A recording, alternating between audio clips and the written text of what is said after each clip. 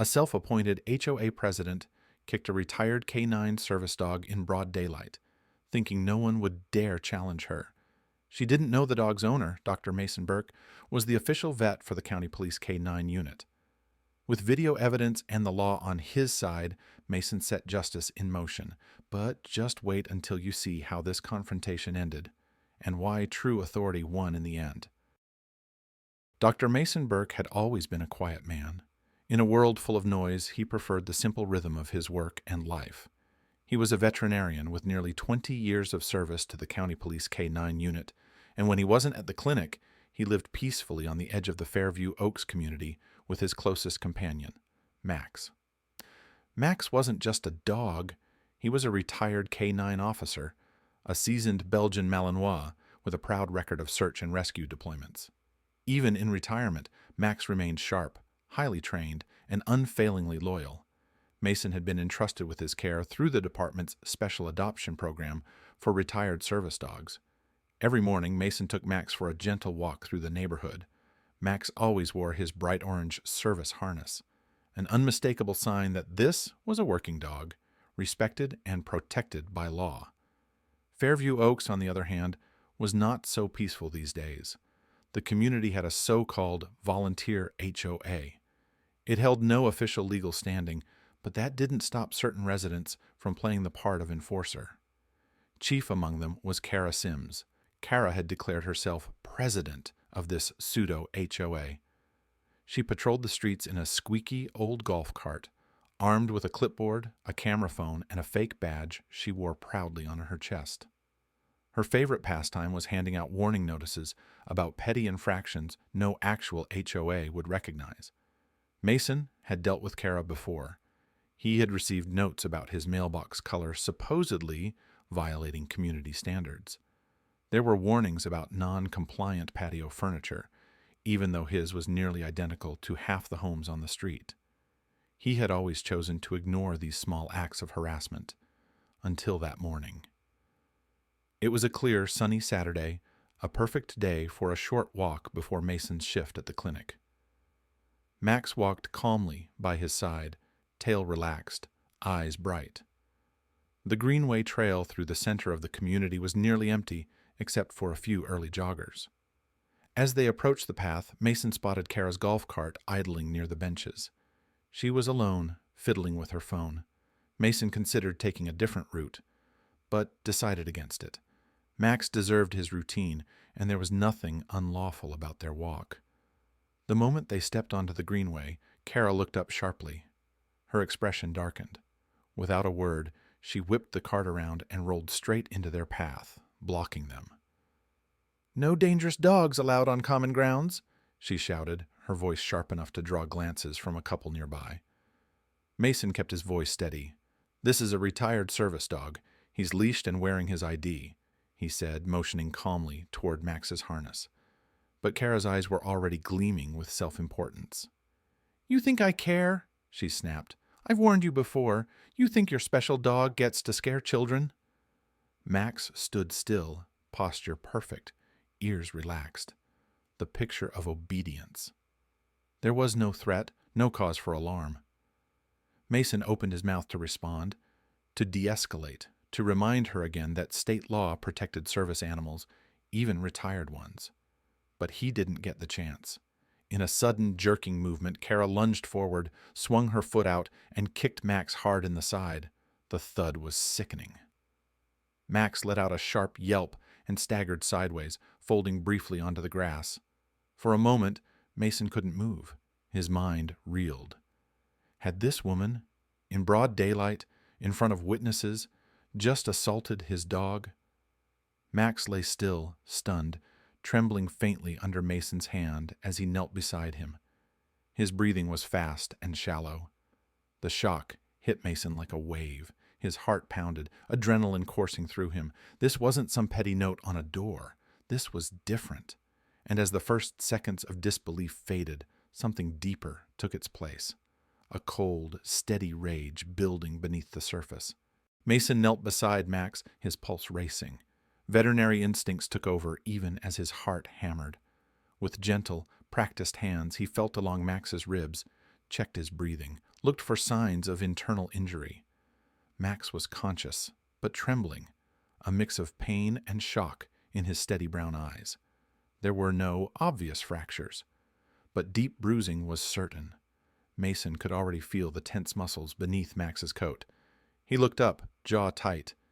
"Kara," he said sharply, voice cold and clear, "you just committed assault against a service animal?" Kara didn't flinch. If anything, she seemed to revel in the attention now gathering around them. "Oh, please," she scoffed, waving a dismissive hand. "Who's going to believe you? I run this community. You're just some dog doctor." A small crowd was forming. A jogger had stopped, phone in hand, recording silently. A mother walking her toddler froze, watching with wide eyes. Another dog owner across the path began filming as well. Kara noticed the phones. A flicker of uncertainty crossed her face, but only for a second. She straightened, lifted her chin, and retreated quickly toward her golf cart. As she climbed in, she called out in a falsely cheerful tone, "You'll be hearing from the real HOA soon. Better lawyer up." The golf cart buzzed away, vanishing around the corner. Mason exhaled slowly, forcing his hands to stay steady as he clipped Max's leash and rose to his feet. The trembling in his fingers had nothing to do with fear. It was the strain of keeping himself calm when every instinct demanded action. The walk home was a blur. Max moved stiffly, close to Mason's side. Every step they took only fanned the flames of Mason's anger. She had no idea who she was dealing with. For years, Mason had worked with law enforcement. He knew the statutes inside and out. Under state law, service animals, even retired ones, were protected by some of the strongest animal protection laws on the books. Assaulting a service animal wasn't a minor infraction.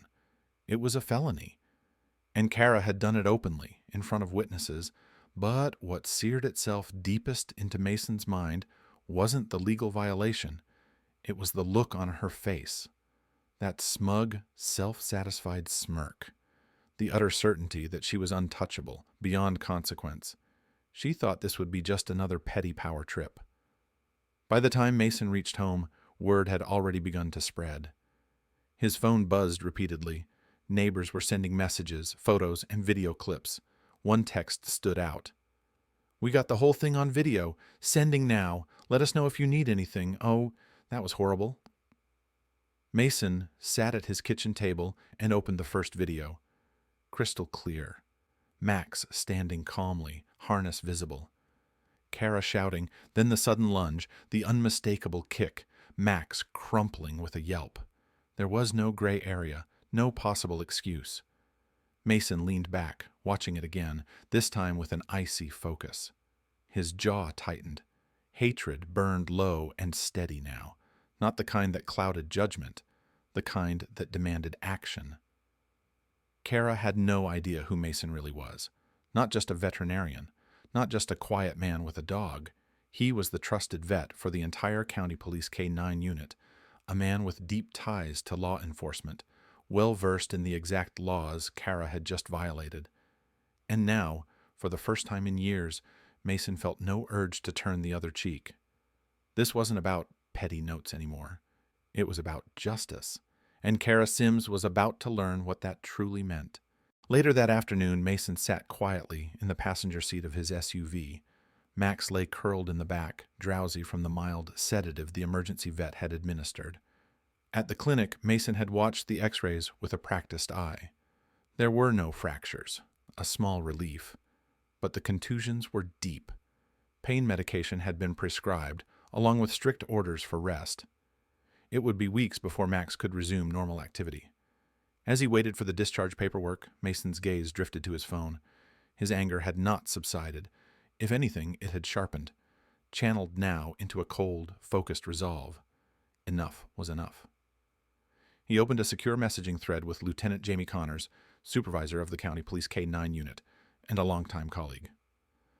"Got an incident. Civilian assaulted retired K-9 under my care. Video evidence. Filing report now." The reply came within seconds. "We're on it. County DA will fast track. Kara Sims, right? Heard about her little HOA cop act. We'll shut it down." Mason exhaled slowly. He knew Jamie meant every word. For years, the department had tolerated Kara's antics, as a neighborhood nuisance. But this was different. Assaulting a protected service animal was a serious offense, one the department took personally.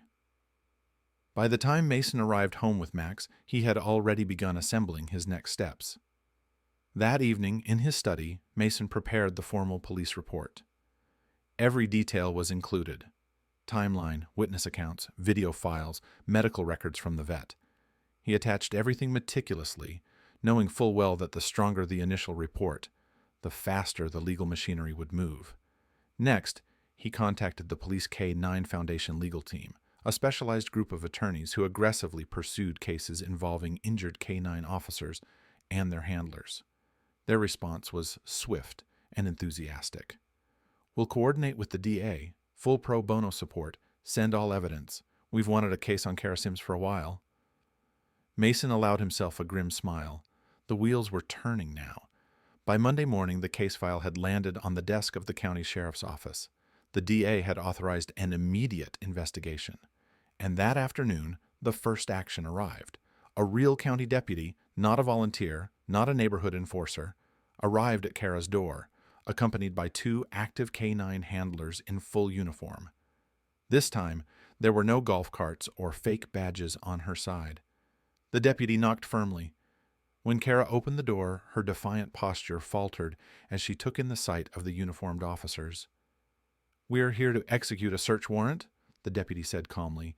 "You are under investigation for the assault of a protected service animal and impersonation of law enforcement." Kara's voice rose sharply. "You can't do this! I run this community!" she shrieked, her face flushed with indignation. The deputy remained steady. "You assaulted a protected service animal, Miss Sims," he replied. "You'll answer to a judge, not your HOA fantasy." Inside her home, the team seized her fake HOA badges, documents, and recordings used in her so-called compliance patrols. Neighbors watched from a distance, phones in hand, recording silently. The same crowd that had once tolerated her antics now stood witness to her public unraveling. And as Mason received the update from Lieutenant Connors that evening, a deep sense of purpose settled over him. Justice was no longer an abstract hope. It was in motion. And Kara Sims, once so certain of her power, had only begun to feel its weight. The days that followed moved swiftly. Word spread through Fairview Oaks faster than anyone could have imagined. The once familiar sight of Kara's golf cart creeping through the streets with her clipboard and fake badge vanished overnight. Her signature compliance notices, once taped to doors and mailboxes, disappeared as well. The community, long weary of her self-appointed authority, now spoke openly. Conversations once whispered behind closed doors now filled sidewalks and driveways. Neighbors approached Mason quietly, some offering apologies, others thanking him for taking a stand. And in the heart of it all, Max rested at home, healing slowly, surrounded by care and respect. When the day of the court hearing arrived, the small county courtroom was packed. Mason sat in the front row, a steady presence beside his canine partner. Max, though still recovering, wore his official K-9 vest, a proud symbol of service and sacrifice. Kara entered the courtroom with a lawyer in tow. Gone was her usual bravado. Her shoulders were tense, her gaze downcast as the judge called the case to order. The video evidence spoke for itself. Played on the courtroom screen, it left no room for debate. Max standing calmly, Kara shouting, the sudden deliberate kick that brought him down. The judge's voice was measured but firm as she read aloud the state felony statutes protecting service animals. The courtroom listened in silence. Kara's attorney attempted a weak defense, calling it a misunderstanding, a moment of poor judgment, nothing more. But the judge was unmoved. "You are guilty of assaulting a service animal," she ruled. "Furthermore, you engaged in impersonation of law enforcement and HOA authority. This community is not your personal fiefdom, Miss Sims. Actions have consequences." The sentence was clear and public: a $15,000 fine, community service, specifically at a local animal rescue organization, where she would work under supervision. A legal order permanently barring her from any leadership or enforcement role in Fairview Oaks or any other community association. But the story did not end there. A week later, Mason received an invitation from Lieutenant Jamie Connors. The County K-9 training graduation was approaching, and the department wanted to honor both Mason and Max. On the day of the ceremony, the county auditorium filled with officers, trainers, and their families. Mason stood proudly as Lieutenant Connors called him forward. For years, Dr. Mason Burke has cared for the K-9 officers of this county, both in active duty and retirement. Today, we recognize not only his dedication, but the courage and service of his partner, Max. Applause filled the room as Max, now stronger, standing tall in his vest, received a Medal of Honor fastened gently to his harness. Across town, Kara watched the live-streamed event from home. On probation, her community service hours just beginning, she witnessed the recognition given to those who had served and those who had stood against her abuse of power. In the weeks that followed, the atmosphere in Fairview Oaks changed tangibly. Dog owners now walked their pets proudly through the greenways without fear of harassment. Neighbors gathered more openly. The shadow Kara had cast over the community was lifted. And Mason? He returned to his quiet routine, a man not given to seeking attention, but now regarded with deep respect by those around him. As for Max, after a full recovery, he resumed his place as Mason's faithful companion and occasional K-9 training assistant. Ever watchful, ever loyal, and never again would a self-styled bully touch him. Justice had been served.